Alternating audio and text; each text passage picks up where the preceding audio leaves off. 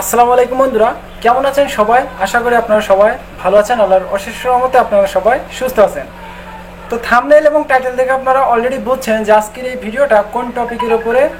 আজকের এই ভিডিওটা ভিএফএস গ্লোবাল থেকে ছোট্টখাটো একটা আপডেট দিয়েছে। যারা ফ্যামিলি রিউনিয়ন ভিসা 2024 সাল এবং 23 সালে যে পাসপোর্টগুলো আটকে আছে, ওই পাসপোর্টগুলো নিয়ে তারা একটা রেসপন্স করছে। কোন বিষয়টার উপর ভিত্তি করে রেসপন্স করছে এখন একটু আমি আপনাদেরকে একটু জানাই। গত কয়েকদিন আগে যখন ইটালি থেকে স্বরাষ্ট্রমন্ত্রী বাংলাদেশে আসলো, ঠিক তখনই কিন্তু সেই দিনই যেদিন বৈঠকটা করা হইলো, ঠিক সেই দিনই একটা ছোট্টখাটো একটা মানববন্ধন করা হয়েছিল প্রধান উপদেষ্টার বিচার কার্যালয়ের সামনে যায়। ওইখানে একটা মানববন্ধন করা হয়েছিল।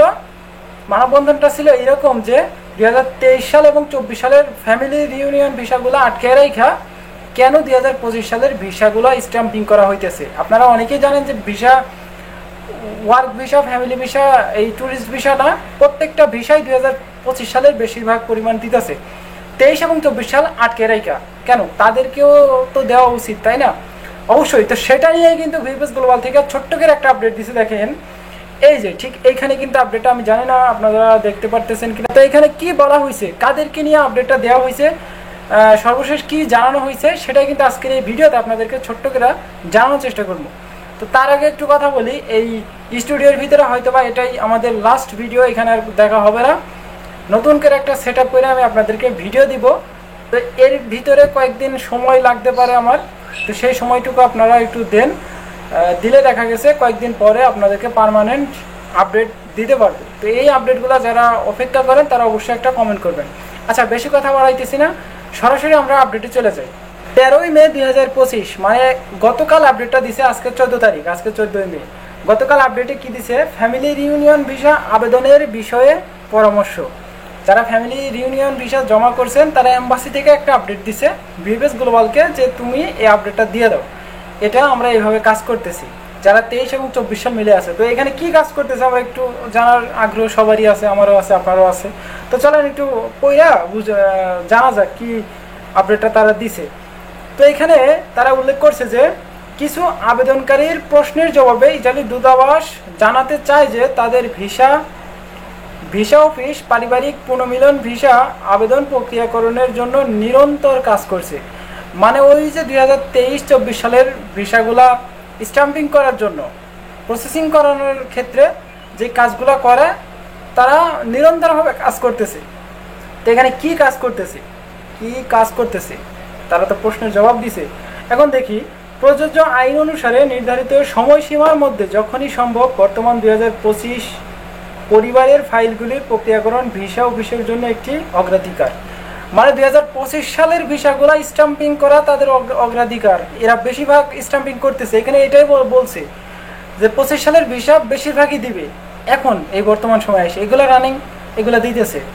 তারা এটাই বুঝাইতে চাইছে যে প্রক্রিয়াকরণ, এই যে 2025 পরিবারের ফাইলগুলির প্রক্রিয়াকরণ ভিসা অফিসের জন্য একটি অগ্রাধিকার। ঠিক আছে, এটাকে একটু অগ্রাধিকার বেশি দিতেছে। তারপরে কি লেখছে দেখেন, একই সাথে দূতাবাস 2024 সালের জট পাকাতে কাজ করছে।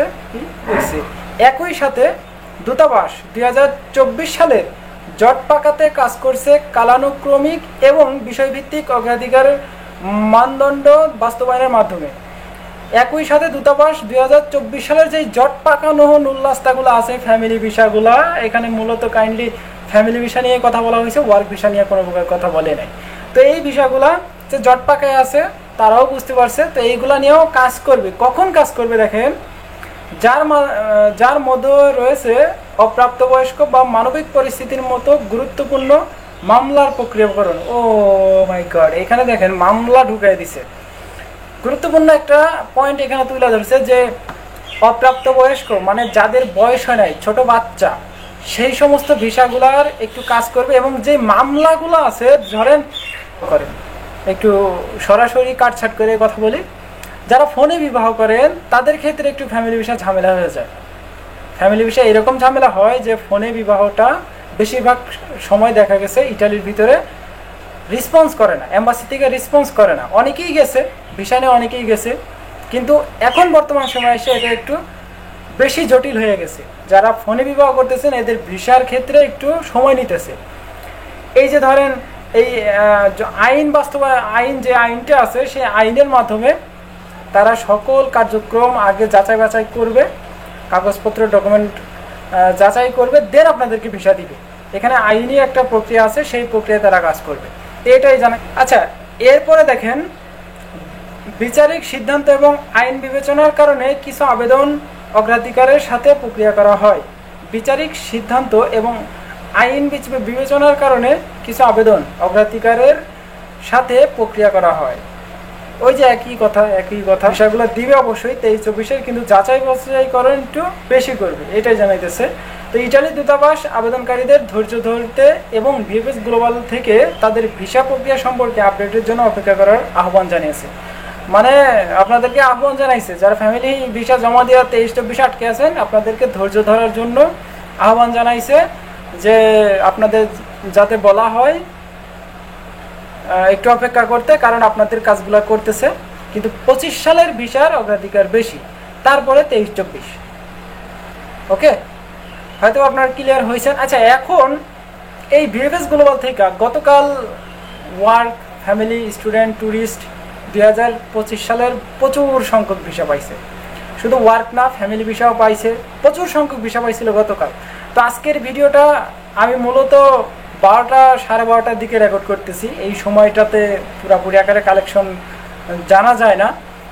ভিএফএস গ্লোবালের যে পরিস্থিতি, আমি এখনও পর্যন্ত কোনো আপডেট পাই নাই, জানি না সামনের দিকে আপডেট পাবো কিনা। রাত্রেবেলা যদি আপডেট পাই অবশ্যই আমি আপনাদেরকে দেওয়ার চেষ্টা করব। ফ্যামিলি ভিসা নিয়ে আর যদি কোনো প্রশ্ন থাকে, আপনাদের যদি মনে আর কোনো প্রশ্ন থাকে, অবশ্যই কমেন্ট বক্সে কমেন্ট করবেন। কমেন্ট বক্সে আপনাদের জন্য খোলাই আছে সারাদিন, আপনারা কমেন্ট করবেন অবশ্যই। এবং এই আপডেটটায় আপনারা কোন সালে জমা দেওয়া ভুক্তভোগী হইয়া বসে আছেন, কারা 2024 সালের ভিসা নিষ্পত্তির জন্য অ্যাম্বাসিতে গেছিলেন, ভিএফএস গ্লোবালের সামনে গেছিলেন আন্দোলন করার জন্য, তারা অবশ্যই কমেন্ট করবেন। কারণ আপনাদের ডাক শুনছে, তারা এই ভিসাগুলা একটু ধীরে সুস্থে দিবে, তাই আপনাদেরকে অপেক্ষা করার কথাই জানাইতেছে। তো এই ভিডিওটা এমনিতে লং হয়ে যেতেছে, আর বেশি বড় করতেছি না। দেখা হচ্ছে নেক্সট ভিডিওতে, ততক্ষণ পর্যন্ত আপনারা সুস্থ থাকবেন, ভালো থাকবেন। মজুমদার ফ্রম ইটালিয়ান ইউরোপ এই দুইটা ইউটিউব চ্যানেলে পাশেই থাকবেন। লাভ ইউস। আমার এই উদাসী মন কান পেতে শুনবি কি বুকে কাঁপন, আমার এই উদাসী মন